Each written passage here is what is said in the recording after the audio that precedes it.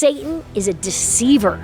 He's always trying to counterfeit the Son of God. I personally think this is one of those precious things that were removed from the Scriptures. We have got to learn how the Spirit feels, and that's why Scripture study is so important. The book of Genesis does never mention temptation, Satan, or devil. In fact, as I've mentioned in the past, the entire Old Testament never uses the word. Hello, I'm Lynne Hilton Wilson. Shalom. Welcome back to Scripture Central, where we try to build enduring faith in Jesus Christ, where we try to illuminate and defend Scripture. And I'm going to use restored Scripture as well as the ancient text today, because we get to look at the handmaidens and the harems and the heroines as they find their Messiah. Today, we get to open up the beautiful text of Moses chapter 1, this pure revelation that I think, out of the entire text of the Old Testament, is my favorite chapter. Moses chapter 1 was given to Joseph Smith as part of the Joseph Smith translation, like we talked about last week. And correlating with this is Abraham chapter 3. It's a little bit different, but that's what we're studying this week in Come Follow Me for the Church of Jesus Christ of Latter-day Saints. And these two sacred texts, these two restored Scripture, add an enormous amount of depth. I feel like we go from the black and white page into living color as we look at the beautiful restoration. Anytime I refer to a temple text, I'm referring to something that prepares us to return to God, that prepares us to enter into the presence of God, that teaches us what we have to do to return to Him. And today's text is a temple text.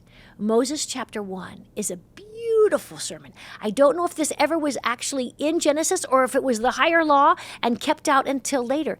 At the end of chapter 1 in Moses, it appears as if the Lord said, let's hold this off until the people are ready, because this is one of the most beautiful messages we have. Just as a reminder from last week and from last year when I talked a lot about the book of Moses, and in addition to having a handout for this, I'll also have a little link on the bottom to the last lecture that I gave on the book of Moses in detail. But this Joseph Smith translation came right on the heels. It's the very first thing that the Lord commands Joseph after the church has been organized. Get back in the text. And for 3 years, Joseph is diving into the Bible, and that's when he gets the vast majority of the revelations for the Doctrine and Covenants, because he is studying his Scriptures and asking questions. So I hope as you go through your Old Testament this year, you will ask questions. You will be prayerful. The Lord will be able to bring peace to your mind. There are some crazy stories here. There are some hard stories. Men, women, and children have weird things happening here. And we need to approach this text with a prayerful heart. And I'm so grateful for the opportunity to share my thoughts that I have received through prayer on these beautiful texts today of Moses 1 and Abraham 3. Just as a reminder, we begin the text with Moses being called up onto a mountain. And in the Old Testament, mountains are temples. The temples are models of the universe. You know, the temple takes a bird's eye view as if you were up on a mountain. You're in a high place to see holy things. You're in a high place to go commune with God, who is a high being. And these beautiful creation themes not only come out of our temple text, but many, many ancient texts go back to the creation and begin there. I love the idea of the temple as a template. It is a template of bringing the temple in heaven and the temple on earth together. It is bringing heaven down to earth, and we then can join God and man together to understand not just the creation, but our relationship to God and our relationship to heaven. I also hope that as we study the Old Testament, we can figuratively, as you open up these sacred pages, climb the mount. Climb the temple, enter into the presence of God, and learn what is required to understand better the nature of God and the nature of Satan and the nature of man. But I've got to add one little detail here. Satan is not in Genesis. Today we're in Moses, and we learn that Satan is deceiving Moses. But I was very surprised to learn the book of Genesis does never mention temptation, Satan, or devil. In fact, as I've mentioned in the past, the entire Old Testament never uses the word devil. And Satan is only found in this tiny little section, the book of Job and Chronicles. That's it. That's it. He's never mentioned. I personally think this is one of those precious things that were removed from the scriptures. I personally think Satan took himself out of the text. And so as you look at Genesis alone, it's very interesting to appreciate the restoration, to appreciate what the Lord taught Joseph. And in turn, we get to learn from these same information on the absolute importance of understanding who the adversary is.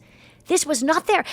And as I look at the Islamic faith that uses the Bible, the Judaic faith that uses the Bible, the Christian faith, nobody understands Satan like we do. That's why on the cathedrals you always have these gargoyles with horns and all sorts of crazy things. They don't understand who Satan is. And we are so blessed to start right off the bat with pure revelation coming out of Joseph's mouth into Oliver Cowdery's quill, to understand that Satan is a deceiver. He's a counterfeit. He's always trying to counterfeit the Son of God. And he will deceive even people as strong as Moses if they are not sensitive to the Spirit. But Moses says, I detect that you have no glory. I detect that you are darkness. And in the Lord's Prayer, do you remember the Lord is teaching the early Christians? He says, lead us not into temptation. I feel like we need to have Moses' power on us.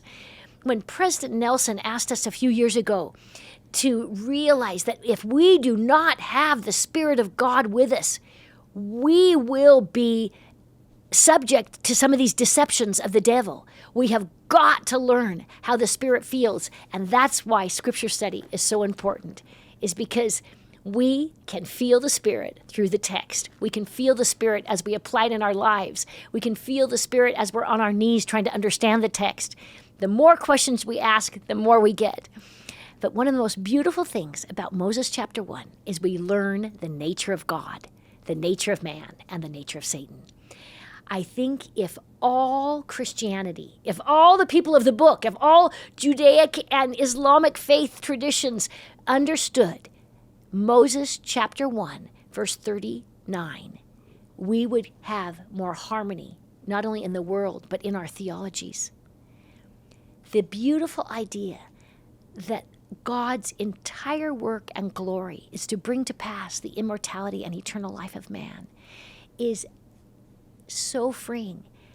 As a historian, when I was studying in grad school, the Second Great Awakening, the majority of the people in Joseph's environment, the vast majority of Americans at that time, and Europeans, I don't know about the rest of the world, but the vast majority of Christians did not understand the nature of God as was restored right here in this book of Moses chapter 1. I've read texts that say God was a masterful clockmaker, and he made the earth as if it were a masterful clock, and he made humanity, and he left the clock in the sand and went back to heaven. And earth now will tick its way through time, and God is not part of it anymore. He will come back later, but the clockmaker has left. That's some of the beliefs.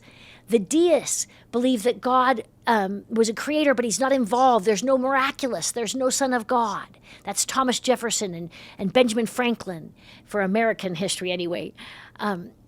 When we look at the nature of God, the majority of Americans, 80% of Americans, did not believe that at the time when Joseph is receiving his first vision, his birth, the entire first half of the 1800s, they did not believe that anyone could approach God and seek forgiveness.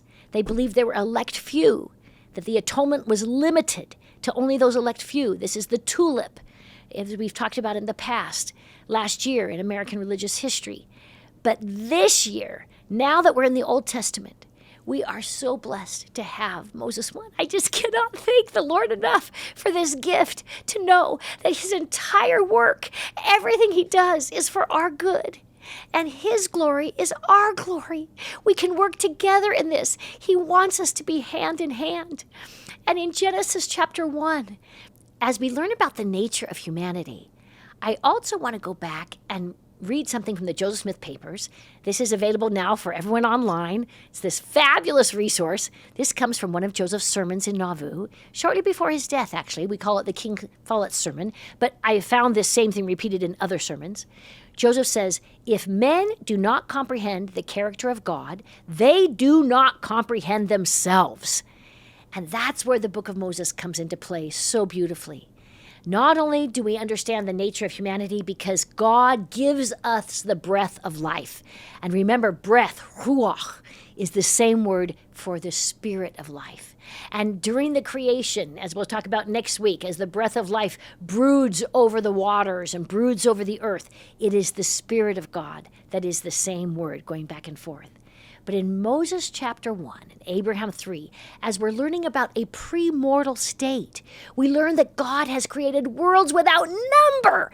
We learn that we are just one tiny part. And Moses says, oh, I got to learn about this. And the Lord says, you be satisfied with your earth. I am only going to tell you about your earth. And I will tell you what happened in the Garden of Eden. I will tell you about the tree of life and the tree of knowledge. I'll tell you about agency. I'll tell you about the fall. And all of this is beautifully described in the book of Moses and a little confusingly described in the book of Genesis without the restoration. I am so grateful for the restoration of the gospel of Jesus Christ. I'm so grateful for living prophets. And this was such hard doctrine to be taught in the 19th century in early Americana, where people treasured the Bible. Every word was the word of God. People treasured it. And when Joseph said there's some things missing, he was denounced. He was despised. And I feel like living prophets today are denounced when they go against our culture. Whether or not we understand the whole picture, I have learned that I can trust living prophets. I can trust that I do not see clearly. Many of you know, if you've been following me in the years past, that I'm going blind. I do not see clearly. My optic nerves are deteriorating. And it has given me a sense spiritually to know that I do not see clearly. And I can trust a prophet. I can trust their interpretation of Scripture. And yes, they're mortal. Yes, they are not infallible. They make mistakes. We all make mistakes. But our Savior is the perfect being, and they are testifying of him, and they are trying to teach us to come unto him. And we will do better by following a fallible human than on our own, where we are subject to the contamination of Satan. So I'd just like to give a little bit of an introduction to Eve, which we'll talk about more next week. These are the chapters of the premortal existence.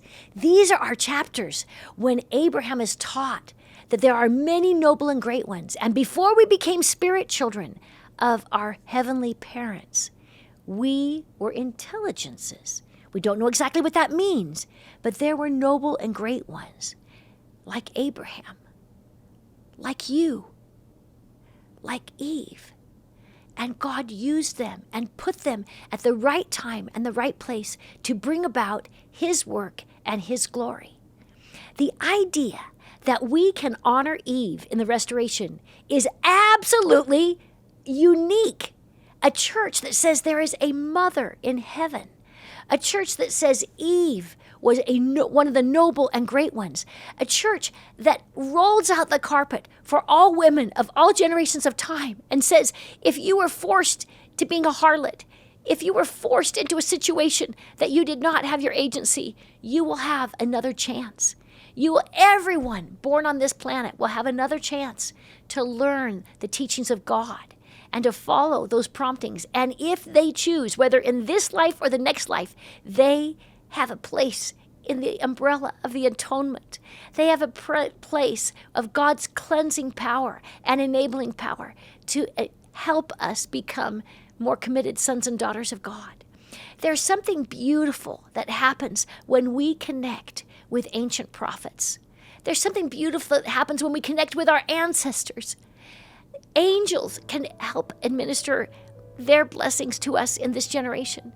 And as we live our temple covenants, and as men and women are allowed to become priests and priestesses, we can gain further light and knowledge and receive the strength that we need to combat the challenges of these days. Please come back next week as we get into more detail on the mortal creation of Adam and Eve. And I leave this with you in the name of Jesus Christ. Amen.